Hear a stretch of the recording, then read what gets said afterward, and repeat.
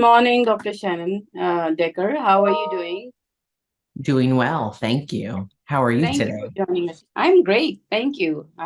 So, tell us about the recent session that you were chairing about HEDIS and NCQA. What are the directions? What do you see future holds for us and the healthcare organizations? Um, I thought it was a great conference. Lots of great industry leaders there, lots of thought-provoking information, great sessions. A lot of the talk was around the latest results that came out. I know a lot of groups got their results on Friday the 13th, and there's something ominous about that day. And I know that a lot of folks were concerned about the results and somewhat maybe lackluster performance for some, or performance that they hadn't been used to in the past. Maybe they had had higher scores. And so uh, there were a lot of really great sessions sharing information about how to improve on those results. One of the things that I thought was great is that we started the conference talking about, what do you do when things are challenging or difficult? And I had shared with the audience some quotes. And I know my co-chair also brought some quotes the following day.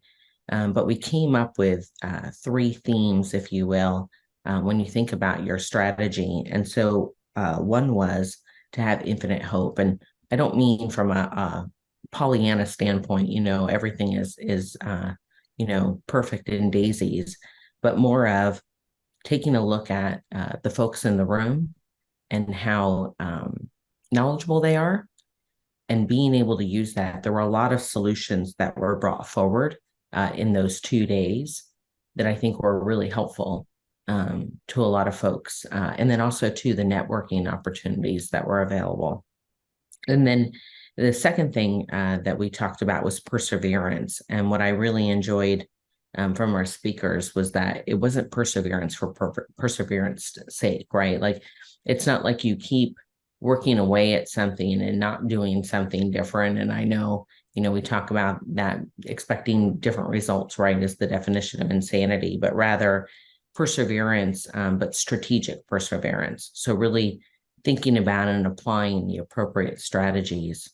And so the third piece that we talked about was love what you do. And I think that can be said about our industry as a whole, that the folks that are really involved in the work that we do, the ones that stay, are the ones that really love what they do and truly feel that they're making a difference. And I really think we are, right? It's seeing the human beings behind the measures that we have to fill, and knowing that, getting your preventative screenings, taking your medications at the appropriate times, all of those pieces are very important and really go a long way into improving patient outcomes and health of patients. And so I thought that those were really powerful takeaways.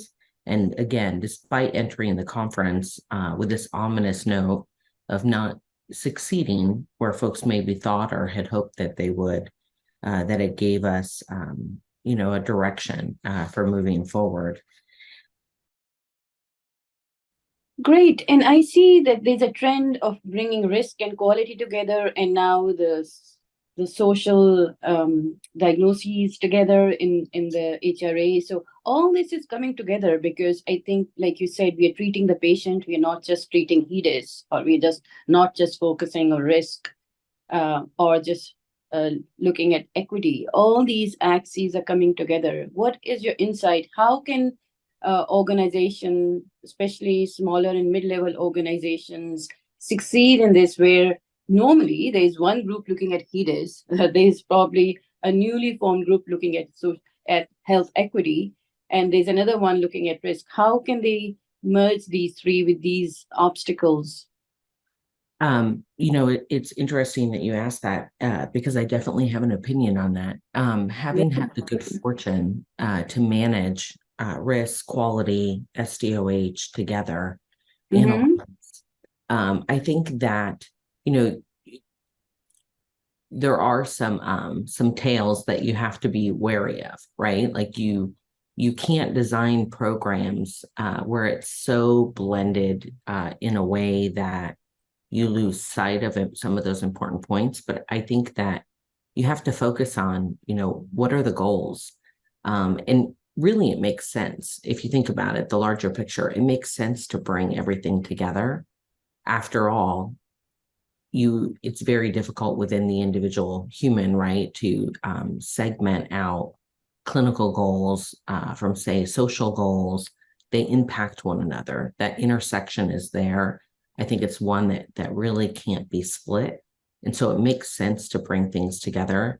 But I think looking for commonality, I know one of the things that I always think about is, how do we look for commonality either in themes or process or in programs, and look for ways in which they might be combined. I also think that if you're not in a situation where you can combine your HEDIS quality, risk teams, SDOH teams, that you meet often, that communication is key.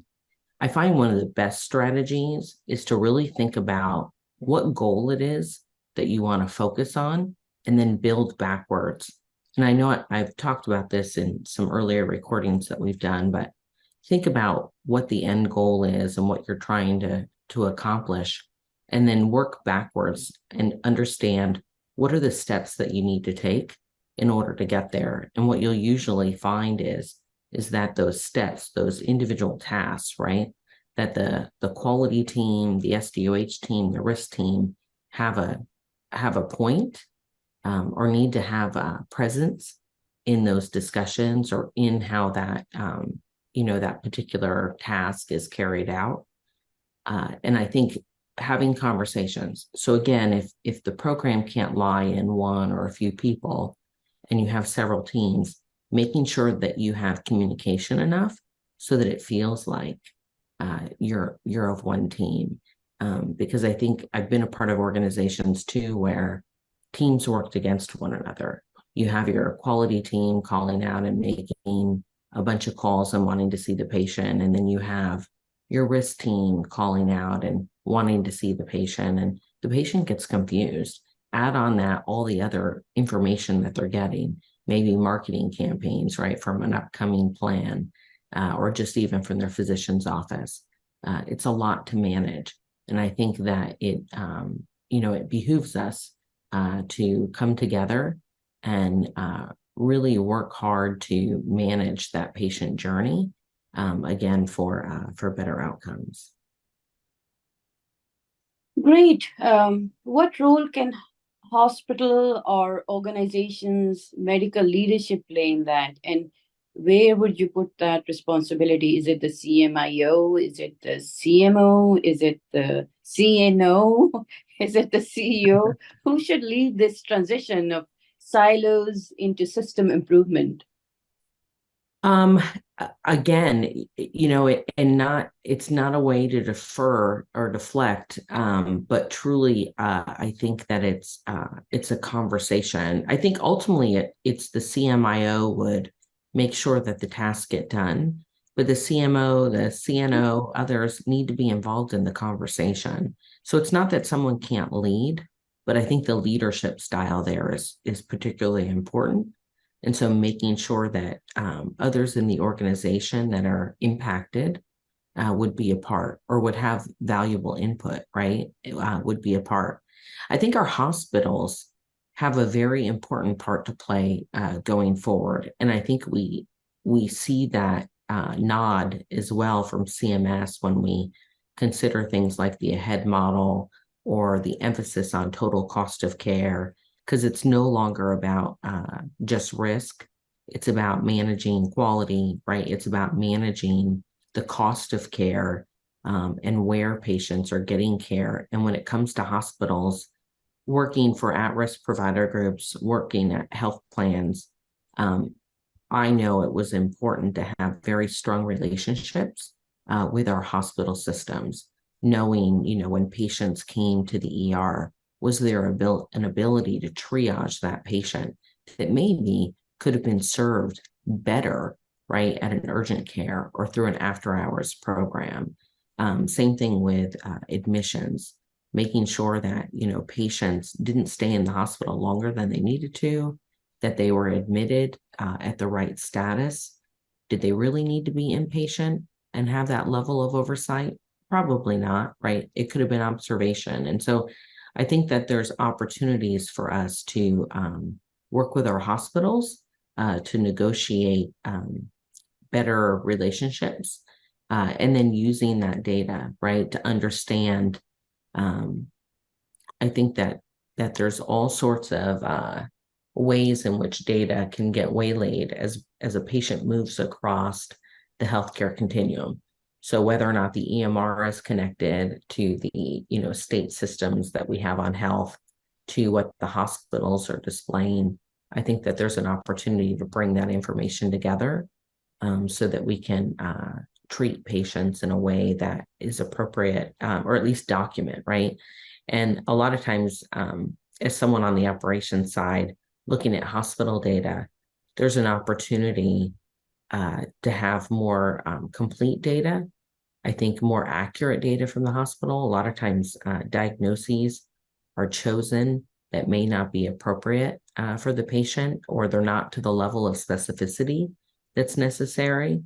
And so I do think that there's an opportunity to improve data across our entire infrastructure and all the systems, all the facilities that patients might encounter.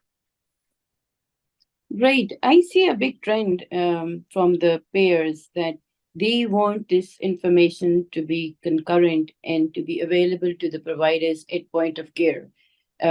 Persevere does have a product for that, and I'm seeing an astronomical rise in interest in that. That payers are no longer happy to send a published or a list on paper to clinics and say, okay, focus in these 15 things, whether it's HEDIS or whether it's risk. Um, so this trend of being more and more digital and to be available in the workflow of the provider, do you see that too, Dr. Decker? I do. We have limited times, right, when we can see patients, and they don't want to be in the office all the time either.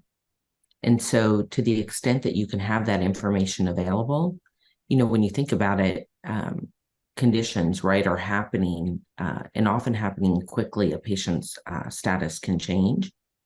And so if you have the data available, that you can make sure that that patient, right, knows that they need to get their preventative screenings, or that they, need to change their medications, those types of things are all very important. And I think about, one of the measures that we were talking about even was on osteoporosis management. That's a measurement that the gap is 6 months before and 6 months after the date of a documented or diagnosed fracture.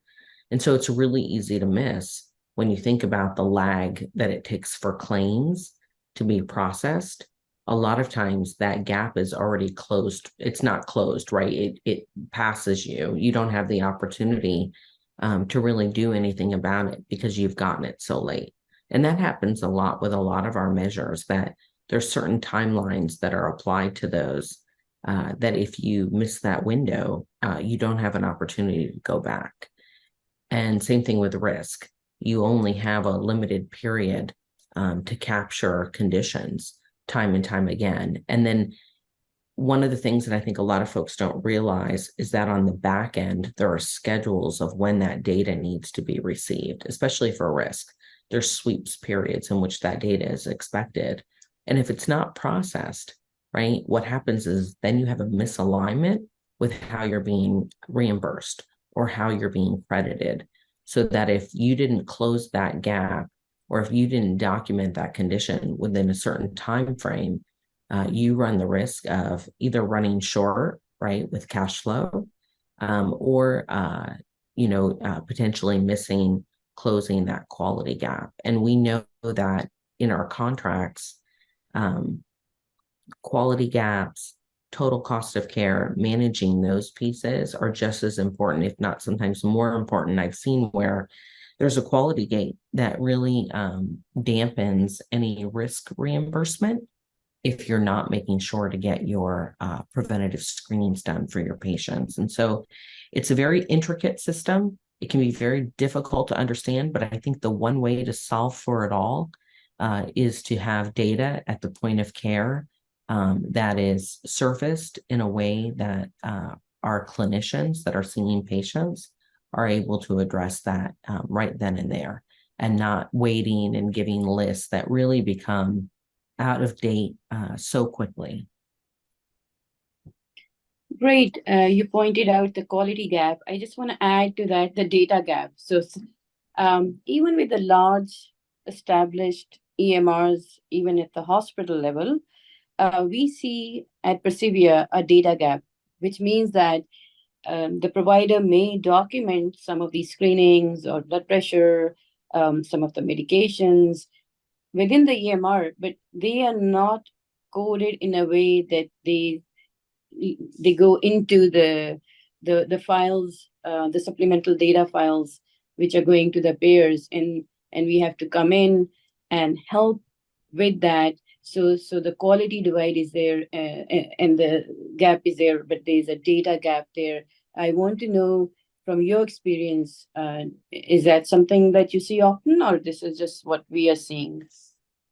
No, absolutely. And couldn't agree with you more. I have found working with various groups that a lot of times the EMR is not set up in a way that it captures all that information, or it may be in which the way the clinician is providing the data. There's all sorts of areas where data can fall out or get waylaid. And it could be in just how it was documented and where it was documented in the note.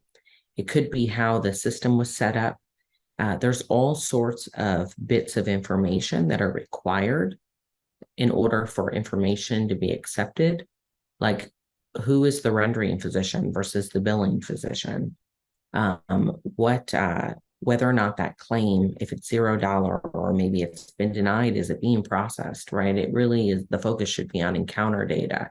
And if you read the encounter processing manual, the financial status or rendering of a claim shouldn't matter. And that data is all important. And I've encountered groups that either, don't submit claims that they think won't be paid, or denied claims, and there's rich data on there. I've seen EMR systems not set up with the appropriate codes, and a lot of our quality measures now are being required to be reported electronically. And so if your systems are not set up for those CPT2 codes or have LOINC codes, I've been a part of organizations where I've come in and even it was the CMIO made a decision not to include LOINC codes, not realizing how important they are to reporting lab quality values. And I think that there's a difference of knowledge across the industry and folks recognizing what's necessary. And that's why I think it's so important to have conversations, not ones that will slow you down, but conversations so that, when you make a decision like not to include LOINC codes, that the right people have an opportunity to say, well, have we considered what impact that might have and how we might need to correct for that? And I think having a partner that understands, and I know you do, having a partner that understands the importance of all those data elements that are needed is really important, and someone that's staying on top of what's coming out, right, as far as the rulings and what you can do and what you can't do. And I've seen a lot of misinformation. Even I know I was reading something the other day around telehealth. The public health emergency has extended the opportunity to submit telehealth encounters, and you can submit them for risk on Medicare Advantage if you have video. You have some greater flexibility with other programs. But the way in which you still bill with the 99213 or whatever you're using, would be appropriate for your office code. And then the modifier 95. But the difference is that you're paid appropriately for that visit. And that's what CMS had come out with when we were in the public health emergency. And this is one of those waivers that goes out till the end of the year. I'm seeing groups that were advised incorrectly. I'm not a biller, but have read the documents and have seen some of the outpourings. I've seen where groups have been billing telehealth codes, and they're not appropriate for what they're doing. And what happens is those aren't acceptable to capture risk and quality, and there's other pieces that are required, and so they're automatically rejected. The group didn't know. They thought they were doing the right thing. Maybe even the health plan thought they were doing the right thing. The information hasn't been cascaded in a way that would be helpful or not at all. And so they miss out on that. Even things like putting height and weight, right, is not enough to provide a BMI. There's all these different pieces and nuances that we need to know. I know I mentioned rendering provider and billing provider. A billing provider could be very different than who the rendering is. And the rendering needs to be of the right credentials, depending on what you're trying to capture. If it's capture medication reconciliation, you need to make sure it's an RN or above.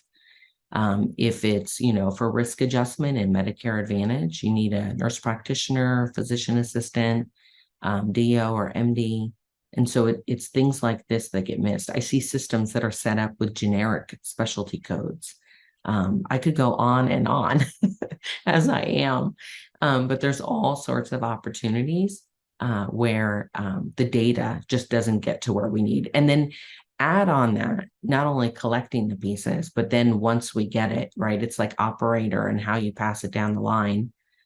Numbers get truncated, member IDs, we need crosswalks.